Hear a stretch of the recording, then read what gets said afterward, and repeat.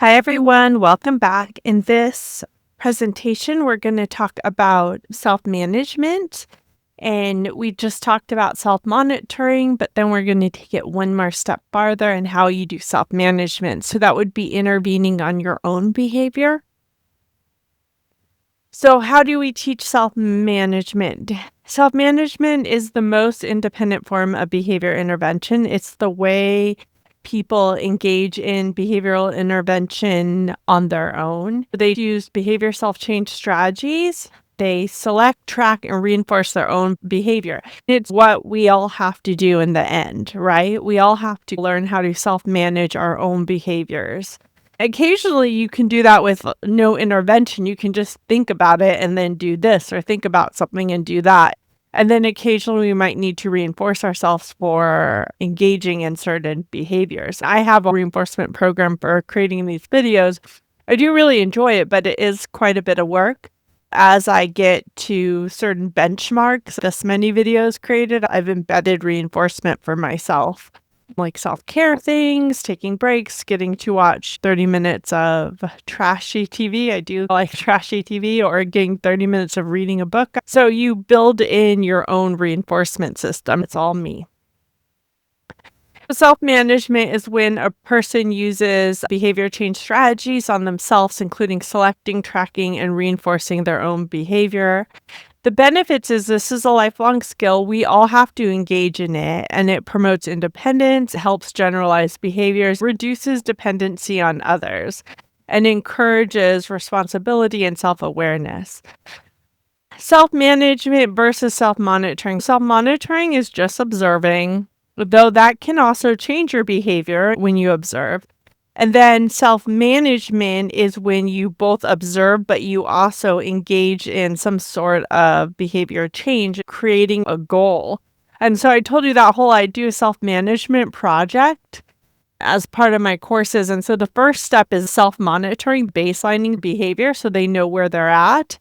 And the next step is self-management, where you implement an intervention, take fidelity on your intervention. How well are you implementing it? That's sometimes just self-reflection on it, and you reinforce yourself for it. And you also, we would include antecedent interventions as well. So I'd make them pick 2 antecedent interventions and some sort of reinforcements. If you're tracking steps, say you're at 5,000 steps, so let's bring it up to 6,000. As the antecedent strategy would be to put it on your calendar, a time to walk. 3 p.m. every day, I'm going to walk for 20 minutes. That's an antecedent strategy. You're creating a visual schedule for yourself. Or you could put your tennis shoes right next to the door. So when you leave, it reminds you, oh, there's my tennis shoes. I need to walk today. We would modify the environment, but we'd also reinforce ourselves for meeting our goals. So if you do walk 6,000 steps for a full week, give yourself some sort of reinforcement. Why do we teach this? It builds lifelong skills. It helps our learners develop self-awareness, responsibility, and independence for long term, so we can be completely removed and they can engage in all these activities. It promotes independence across settings, so enables learners to manage their own behavior in school, home, and community settings. It helps generalize behaviors when adults aren't present. It empowers learners to maintain skills even when there's nobody around, and reduces dependency on staff, teachers, or caregivers. So it will free up resources so you can intervene with other people because this person is doing well on their own. Self-monitoring would be tallying on-task behavior, and self-management would be tracking, setting goals, and reinforcing. Maintaining a calm demeanor would be noting when you feel dysregulated, like writing, I don't feel calm right now. I feel this, this, and this. Self-management for a calm demeanor would be utilizing breath exercises, soothing techniques, or scheduled breaks to maintain that calm demeanor. Completing homework is checking off whether you did it or not. Self-management would be scheduling work time, using a timer, and rewarding yourself for completing homework. Reducing impulsive outbursts would be documenting your triggers and responses, would be self-monitoring. And then to move to self-management would be using a coping statement, earning privileges for not engaging in impulsive outbursts. And improving organization, self-monitoring is logging items in a planner, and self-management is establishing routines, using visual schedules, and self-praising. Components of self-management. The first component is self-monitoring. Monitor first, and then you have to evaluate yourself. So that's why we would, in the class, I'm walking 5,000 steps a day and I want to increase to 7,000. So we'll start with our first goal. You have to judge yourself against that goal. And I would ask them, whatever their goal was, whether it's drinking more water, exercise, or whatnot, I'd ask them to find some sort of reference for that being healthy. Like, how much water should someone drink? Go find the reference for that. So we can know what typical is. And then you would judge yourself against that goal. And you wouldn't necessarily use the goal in the research because it depends on where your baseline is, but we try to come closer to it. And so that's how you goal set. You establish a measurable target for your improvement. Then you would deliver yourself rewards or prompting to achieve the goal. When you achieve it, you get extra stuff that my students would select, maybe getting nails done, eating out, getting a treat, like something tasty that they don't get very often. They were working on walking, drinking water. And other things, a lot of my students had kids. So I said, try with your partner, or if you have a babysitter, give yourself free time without kids if you meet your goal. So I had a whole list of these. So you reward yourself, but then you also want to prompt. So prompting is using reminders or cues. That's all those antecedent interventions. What would you do as a tech working with someone on self-management? You would teach them the system clearly and patiently, step by step, instructions, modeling, and practice. You also might get input from them. Since it's their system, they need to give input. Like, well, when do they think they should receive reinforcement? What kind of reinforcement? You would maybe create visual support, some prompts and rehearsal to help them. You might reinforce not just the target behavior, but the correct use of the self-management system. So you might teach them the correct use. So there's some things that have to happen before someone can engage in a self-management system. And they're very similar to self-monitor, but we have a little bit more. You got to recognize a target behavior. You have to be able to use a simple monitoring or tracking tool. Someone has to be motivated to change. They have to want to engage in this. The learner also has to be able to deliver or access the reinforcer themselves, and also be trusted not to just reinforce without earning it. That's hard with younger kids. It's hard to delay the gratification. They might take the reinforcer and not make it contingent on their behavior.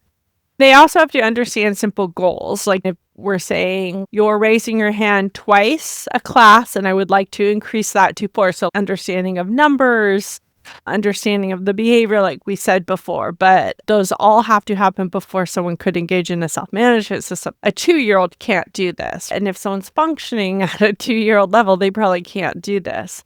You have to know your learner pretty well. It's very similar to our self-monitoring, but we're going to define the behavior clearly. If you're working with people who aren't as familiar with ABA, you want to define your target behaviors even clearer. You want to create a simple monitoring tool forward way for the learner to track their behavior, such as a checklist, timer, or tally sheet. Teach them how to recognize and record their behavior, provide instructions, and practice on how to use the self-monitoring portion to observe the behavior. And then you want to set a reachable goal. It really needs to be reachable or this won't be motivating to them if you set the goal too high. And that's exactly what I was talking about with the weight loss stuff. People set unreachable goals because it's not based on their baseline. It's based on some standardized program that someone developed. If somebody's eating around 1,500 calories, 1,500 might be attainable for a long period of time. But if someone's eating like 4,000, 3,000 calories, that's going to be such a shock. You have to base it on their baseline. Wherever they're at, that's how we're going to make the steps or choose the steps. Teach them their self-reinforcement procedures, make sure they know when and how to reinforce themselves, and rehearse with coaching. So provide opportunities for the learners to practice self-management system with guidance, and we call that coaching. You'll coach them through guided learning opportunities where they use the management system and workshop problems. Like, what if this happens? What would we do? And then you want to fade the adult support, the tech support, or the teacher support so that they're just utilizing this independently. A student named Joey, who's 10 years old, the target behavior is completing a nightly reading log. The self-management system involves Joey marking on a calendar each day he completes the log, and then he'll earn a Pokemon pack every 5 completions and graphing his weekly progress. Younger 10-ish-year-old kid, they engage in all of that. Nobody's telling them to do it. Start telling them everything, but you fade that. So they just would independently be doing all of that. Here's a self-monitoring chart. So I have some examples that I wasn't sure whether to put in self-monitoring or self-management, but we put them here. Okay, so I stay on topic. My goal is to do this 5 times in 20 minutes. You're writing yes or no if they stay on topic. This would be for a conversation. Whenever they're in conversations, you would mark whether they're able to stay on topic.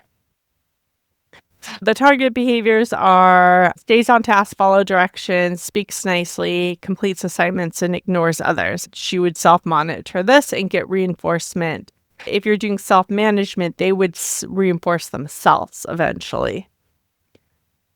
This is a self-monitoring chart for a younger child or who has less reading ability. They have little cards for what they need to do, and the check means you did it, X means you had trouble. They would check whether they did it or not. If you have someone who's pre-reading, there are ways to do this. So it just takes a little more training. If they're getting close to reading, you might be able to implement something like this.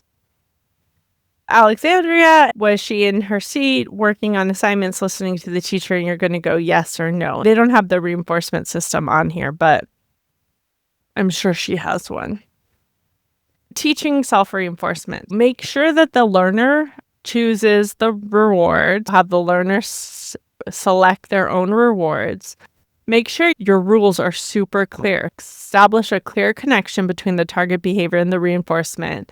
Provide support initially. So initially you would reward and then slowly fade out so they would be rewarding themselves. And then encourage praise and celebration of success. Even though they're self-rewarding, you still want to praise them. And you still want the people in the environment to continually praise them. How do we teach goal setting? We keep our goals short-term and reachable. We make them small and achievable based on the baseline, wherever they're currently at.